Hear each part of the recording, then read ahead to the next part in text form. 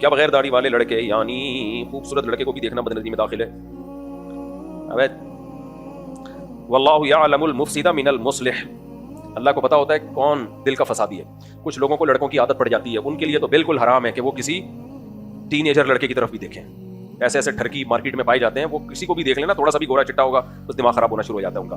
یہ ایسے مارکیٹ میں اب آنے لگے ہیں، پہلے نہیں تھے اب پائے جاتے ہیں۔ ایسے لوگوں کو احتیاط ضروری ہے، باقی ہر ایک کو نہیں ہوتا۔ نیچرل یہی ہے کہ اللہ نے مرد کی رغبت عورت کی طرف رکھی ہے، لڑکوں کی طرف نہیں رکھی ہے۔ لیکن فساد کا دور ہے اور 100 میں ایک خراب ہوگا نا تو ایک کی وجہ سے 99 پر پابندی لگانی پڑتی ہے۔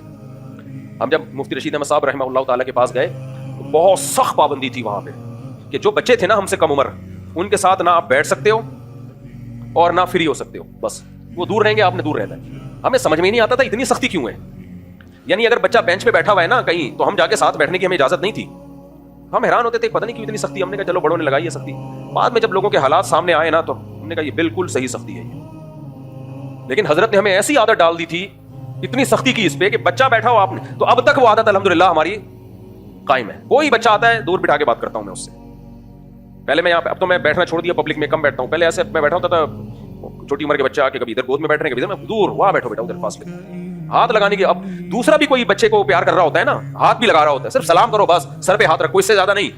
تو اتنا برا لگتا ہے کیونکہ حضرت نے نا اتنی سخت عادت ڈال دی ہمیں، اتنا اس کو وہ برائی بیان کر کے حضرت مفتی رشید احمد صاحب رحمہ اللہ تعالیٰ نے۔ اب مجھے خود برا لگ رہا ہوتا ہے کوئی کسی بچے کو پیار کر رہا ہو، سر پہ ہاتھ یا مسافہ، بس اس سے آگے نہیں، بلکہ مسافہ کرنے کی بھی کیا ضرورت ہے، سر پہ ہاتھ رکھو، تمہیں کیا ضرورت ہے سر پہ ہاتھ۔ تو حضرت نے ایسی ہماری عادت ڈال دی کہ بھائی دور دور۔ تو یہ ہونا چاہیے کیونکہ یہ فساد کا دور ہے، یہ صحابہ تابعین کا اور خیر القرون کا دور نہیں ہے۔ اور میں ماؤں سے کہتا ہوں دیکھو بچے، باپ بچے کی ہر وقت نگرانی نہیں کر سکتا، باپ آفس میں ہوتا ہے، کاروبار میں ہوتا ہے، ماں کو چاہیے اپنے بچوں کو ان بچوں کے کزنوں سے بچائیں خدا کے لیے۔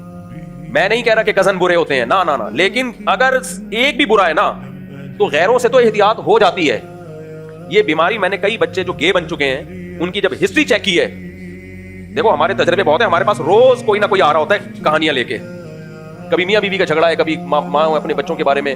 تو جن بچوں میں بھی لڑکوں کی عادت پڑی ہے، جب آپ ان کی ہسٹری میں جاؤ گے تو انہی کے خاندان کا کوئی قریب ترین فرد ہوگا جس نے ان کو خراب کیا ہوگا، کسی کو پتہ ہی نہیں ہوگا۔ سمجھ میں آ رہی ہے بات کہ نہیں آ رہی ہے؟ کیونکہ غیروں سے بچانا آسان ہوتا ہے۔ اب شادی بیاہ کے موقع پہ کیا ہوتا ہے، مکس گیدرنگ ہوتی ہے، بارات آئی ہوئی ہے جی، سارے آئے ہوئے، ننیال بھی ددیال بھی، اس میں جو ایک بغیرت ہوتا ہے نا وہ تلاش کر رہا ہوتا ہے شکار کو، کیونکہ یہ ٹھرکیوں کے لیے سب سے بڑا ایشو یہی ہوتا ہے کہ ان کو لڑکا چاہیے ہوتا ہے۔ وہ تلاش کر رہا ہوتا ہے کہ کون میرے کزنوں میں خوبصورت ہے تاکہ میں رات کو اس کے ساتھ سوؤں۔ یہ ماں کی ذمہ داری ہے بھائی کسی کزن کے ساتھ، کیونکہ آپ یہ تھوڑی فرق کر سکتے ہیں کہ بیٹا وہ نیک ہے اس کے ساتھ سو جاؤ، وہ نیک نہیں ہے، تو بڑے مسائل کھڑے ہو جائیں گے۔ جیسے اسلام نے عورت کو پردے کا حکم دیا تو سب مردوں سے حکم دیا نا۔ اب اگر اسلام کہتا ہے اس مرد سے تمہیں خطرہ ہے اس سے پردہ کرو، جس سے خطرہ نہیں اس سے پردہ کرو، تو جس سے پردہ کرتی وہ مرد کہتا ہے کہ میں برا آدمی ہوں تو مجھ سے پردہ کر رہی ہو، بھائی مجھ سے خطرے ہے کیا؟ اسلام نے کہا بھائی ہر نامحرم سے پردہ۔ تو ایسے ہی ایک بھی اگر خراب ہے تو سارے کزنوں سے احتیاط کروانی پڑے گی۔ تو ماؤں کو چاہیے اپنے بچوں کو جب تک پورے میچور آدمی نہ بن جائے، آدمی سمجھ رہے ہو، ایسا آدمی بن جائے کہ اگر کوئی اس کے ساتھ غلط حرکت کی کوشش کرے رکھ کے چماٹ مارنے کے قابل ہو جائے، وہ جب تک ایسے چپیٹے میں طاقت نہ ہو جائے نا اس کے، تو مردانگی نہ پیدا ہو جائے اس کے اندر، اس وقت تک کسی کے ساتھ اس کو بستر پہ سونے مت دیا جائے، تنہائی میں جمع نہ ہونے دیا جائے۔ کیونکہ دیکھو یہ جو ٹھرکی لوگ ہوتے ہیں یہ موقع کی تلاش میں ہوتے ہیں، جیسے بھوکے کو چرسی کو چرس چاہیے، ہیروئن چاہیے نا، ایسے ان کو اپنی خواہش پوری کرنی ہوتی ہے۔